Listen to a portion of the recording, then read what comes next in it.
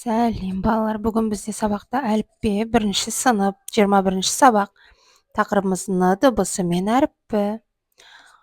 Балалар каналға тіркеліп, лайк басып, қоңыраушаны басып қойыңыздар. Себебі балалар, сіздерге жаңа сабақ бірінші болып көрінетін болады.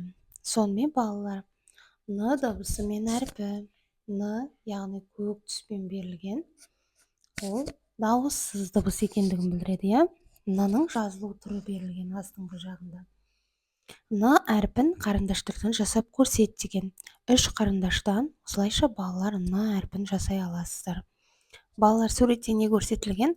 Анасы мен баласы таңғы асын ішіп отыр, иә? Үстелде не тұр? Үстелде әрине біздің күнделікті өмірде көп нанымыз, яғни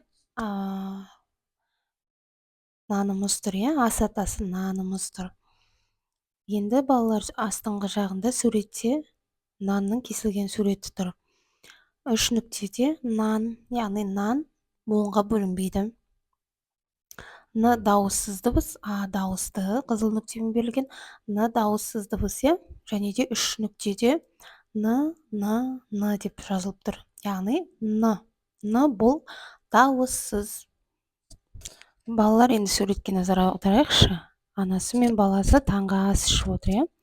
Суретте сүт берілген, алма, ыдыста баланың кашасы, және бала қолына нан ұстап отыр. Яғни жаңа белгілеп өткенімізде нан деген сөз 3 әріптен құралған, яғни Н дауыссыз, А дауысты, Н дауыссыз. Яғни балалар, сіздер Н дауыссыз дыбыс екенін ұмытпауларың керексіңдер. Балалар Н дыбысын әдемі етіп жазыңыздар.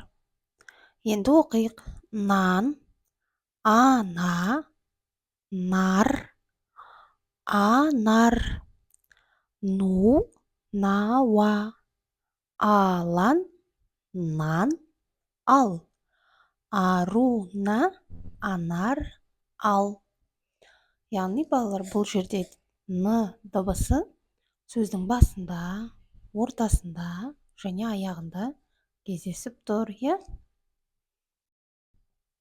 Алан дегенде ол баланың аты. Бұл жерде Н дыбысы сөздің соңында келіп тұр.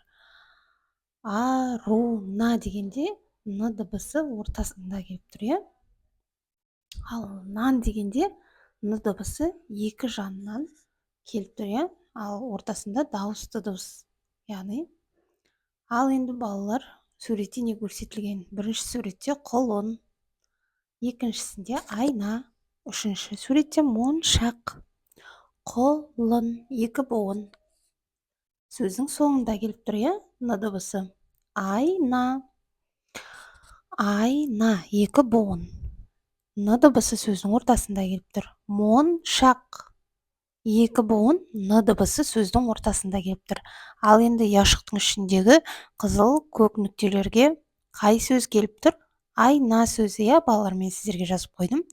А дауысты, И дауыссыз және Н дауыссыз, А дауысты. Осылайша балалар, сіздер өздеріңіз буынға бөліп, сонымен қатар Н дыбысының қай жерде берілгенін назар салып, мұқият орындаңыздар. Балалар, сонымен бүгінгі біздің сабағымыз аяқталды. Каналға тіркеліп, қоңыраушаны басуды ұмытпаймыз. Сау болыңыздар балалар.